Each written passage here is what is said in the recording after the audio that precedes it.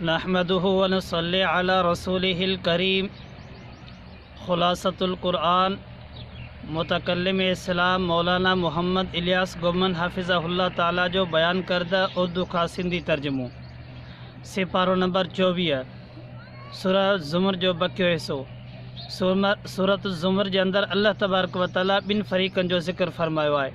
एक उहे जेके सच ते ज़िंदगी गुज़ारिन था, एक उहे जेको कूड़ ते ठगीअ ते ज़िंदगी गुज़ारिन था। जेके सच ते ज़िंदगी गुज़ारिंदा उहे कामयाब आहिनि, जेके कूड़ ते उहे नाकाम आहिनि। अल्लाह तआला हिन ॿिनि जो ज़िक्र फरमायो त सच वारो ऐं कूड़ वारो इहे ॿई बराबरि नथा थी सघनि। ऐं उनखे अलावा अल्लाह तबारक व तआला हिन सूरत जे अंदरि पंहिंजी रहमत जो ज़िक्र फरमायो आहे। रहमत जो ज़िक्र करे अल्लाह से फुसाक फुजारनि खे हिकु तसली ॾिनी आहे, जेकॾहिं अव्हां तौबा कंदो त अव्हांखे माफ़ी मिली सघे थी। अल्लाह से पंहिंजे रहमत जो ज़िक्र फरमायो ऐं उनखे इन मां असांखे तसली मिली त अल्लाह जी रहमत वॾी कुशादी आहे। ऐं उनखां अलावा अल्लाह तबारक व तआला हिते हिसाब ऐं किताब जो ज़िक्र फरमायो आहे। जेके चङा कम कंदा उनखे जन्नत, जेके बुरा कंदा उन्हनि खे जहन्नम मिलंदो। ऐं उनखां अलावा अल्लाह तबारक व तआला हिन सूरह ज़ुमर जे आख़िर में जेको हिसाब किताब जो ज़िक्र आहे इन में फरमाई त जेके मोमिन आहिनि इन्हनि खे हुकुम कयो वेंदो त जन्नत में दाख़िल थियो, ऐं जेके फुजार कुफ़ार हूंदा उन्हनि खे चयो वेंदो वसीक़ल लज़ीन कफ़रू इला जहन्नम ज़ुमरा। जहन्नम ॾांहुं उन्हनि खे घिलियो वेंदो, उन्हनि खे धिकियो वेंदो त हिकिड़नि खे जहन्नम ॾांहुं, ॿियनि खे जन्नत ॾांहुं। जन्नती जन्नत में हूंदा, जहन्नमी जहन्नम में हूंदा। अल्लाह से असांखे माफ़ फरमाए, असांजी कमी कोताहियुनि खे माफ़ फरमाए।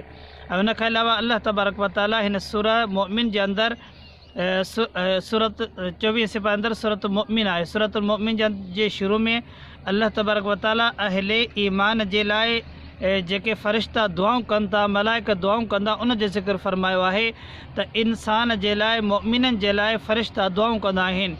ऐं उहे मोमिननि जे लाइ दुआऊं कंदा आहिनि, या अल्लाह हिननि खे माफ़ फरमा, या अल्लाह हिननि खे अज़ाब खां बचाए। ऐं उनखे अलावा हीअ दुआ कंदनि, या अल्लाह इन्हनि खे जेका सो जन्नत में दाख़िल फरमा, ऐं उन जे घर वारनि जे लाइ मग़फ़िरत जी दुआ बि कंदा आहिनि। हीअ फ़रिश्ता दुआऊं कनि था मोमिननि जे लाइ।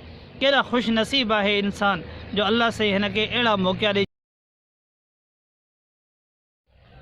केॾो ख़ुशि नसीब आहे इंसान जो अल्लाह से हुन जे लाइ आसानी जो मामिलो फरमायो। फ़रिश्ता बि हुन जे लाइ दुआऊं घुरनि था।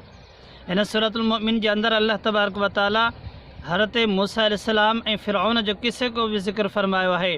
मूसा अलैहिस्सलाम नबी हुयो, अल्लाह जो नबी हुयो। अल्लाह से हुनखे कामयाबु कयो।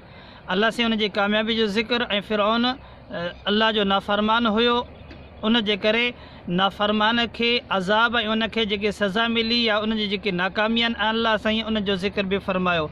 ऐं फ़िरऔन जे हवारिन जो ज़िक्र बि अल्लाह साईं हिन में फरमायो। उहे नाकाम थिया, हवारिन समेत। हज़रत मूसा अलैहिस्सलाम कामयाबु थियो पंहिंजनि साथियुनि समेत। ऐं उनखां अलावा अल्लाह तबारक व तआला हिन सूरत जे अंदरि कुझु इनामात जो ज़िक्र फरमायो आहे।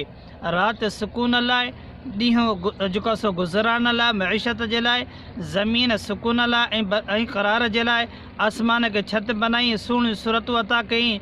ऐं उनखां अलावा अल्लाह तबारक व तआला पाकीज़ शयूं अता कयूं। अल्लाह तबारक व तआला जूं हेॾियूं वॾियूं नेमतूं आहिनि।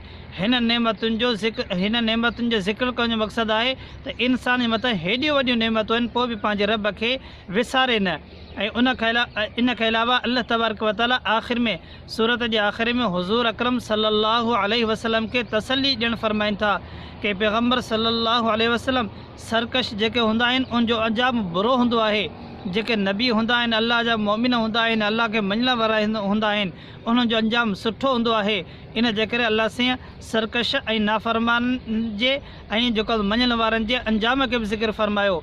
ऐं उनखां अलावा अल्लाह तबारक तआला सूरह हामीम सजदा जे अंदरि पहिरीं ॻाल्हि हुज़ूर अकरम सल्लल्लाहु अलैहि वसल्लम खे हुकुम थियो त तव्हां तारुफ़ करायो, पंहिंजो तारुफ़ करायो। ऐं उनखां अलावा पाण करीम सल्लल्लाहु अलैहि वसल्लम खे ॿुधायो वियो त अव्हां बशर आहियो, बशरी ज़रूरियात हूंदियूं आहिनि।